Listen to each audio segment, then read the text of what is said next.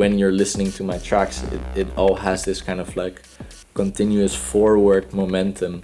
It's almost a liminal space in time where you are having to confront with yourself, because the music is not always trying to keep your attention or give you what you want. It's about having this experience to turn inwards and see what it is about, and trying to facilitate that with the music, this pilgrimage to the center of the mind, basically. And that's also usually within my live sets what I try to kind of bring forth, this inner journey by the experience of music. It's this state where you stop listening to the music and you start experiencing it. So that's also why I tend to like, for example, I take a lot of inspiration from krautrock, from Neu, from Kan, from that experimental kind of like rock side, because they keep it really simple. They keep the groove going and then they just expand on that and use their intuition and kind of let go. Same with jazz, you know, it's this intuition is very important. I have a very good bio. Maybe I should just like yoink that and like limitation and this sucks.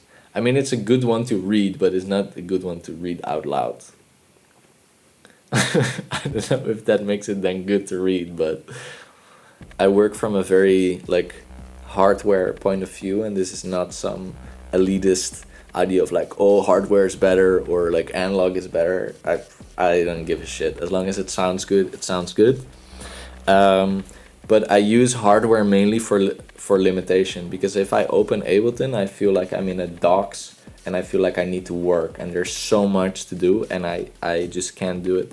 So I really like it to have some limitations. So this Octatrack has 8 tracks. And of course you can be creative and resample it, and that's also the whole point, that you get to be creative. I rather create 4 elements that do something really well and give off a certain vibe than that I have 10 elements that kind of, you know, do they belong there, don't they belong there. So for me, creative limitation is like super important within my process. So I could essentially play the whole arrangement now within the Octatrack. And that's also how I like to make them. I don't like Ableton. I like Ableton, but I just don't like working on my computer. It just feels like I'm doing taxes or something, you know, which I do. I do my taxes, I swear. This track was made with the LXR, the Octatrack, and the Minilog. And this is kind of like, I have had these machines for a while, so it's kind of like an old workflow. It's very traditional. It's very like layering, resampling, and layering again. And that's also, I think, where the very kind of traditional feel comes from with a lot of these elements. I took this random piece of garbage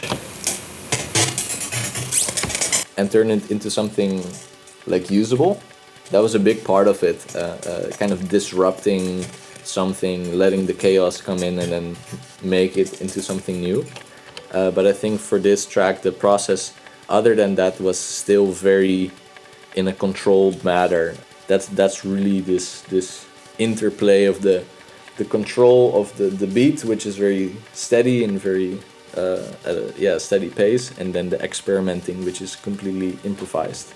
But I'm still trying to work out how to balance those, and I think they'll also never be balanced. I think there's always going to be an imbalance of those two, and I think that's natural, and that's also part of the process, I would say. I always do this. I don't know why, but I always curl my toes for some reason. Feel grounded. Yes, I think so. I think it's like a little like, you know, when people do this also. Oh yeah. I think it's a little bit similar, but I do it with my toes for some reason. But it's not because I'm like enjoying myself so much, you know. No, it's no. just I But do. it'll get you sometimes. Yeah, I think so. So I have this Voltage Lab 2. It's fucking amazing. I'm in love with it. It's super nice. I didn't use it for this track specifically because I just got it and I was trying to figure it out while I was making the track. In a way, with the modular, like I'm forming a new process. It's way more based on intuition, sound design, stuff like that. So this track also felt like a little bit of a goodbye or like a farewell to my old process.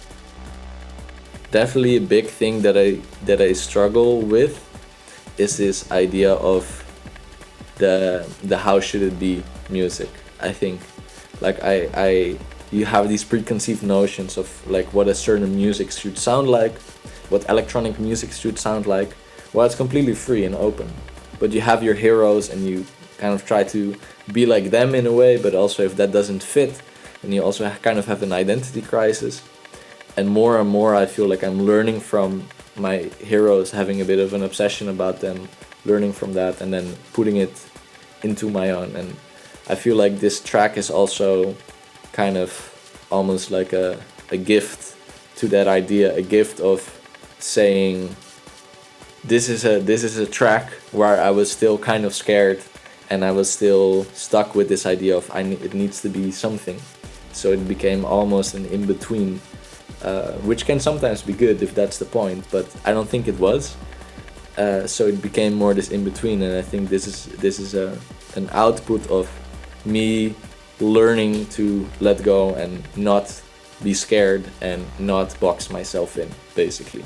Any final words to Follow your dreams. No, I think go stream my track. There's a lot of new stuff coming. I'm hoping to see everybody at my live sets. I'm really excited to show you some new stuff that I've been working on. I think that's... Go stream it right now. I don't care how, just do it.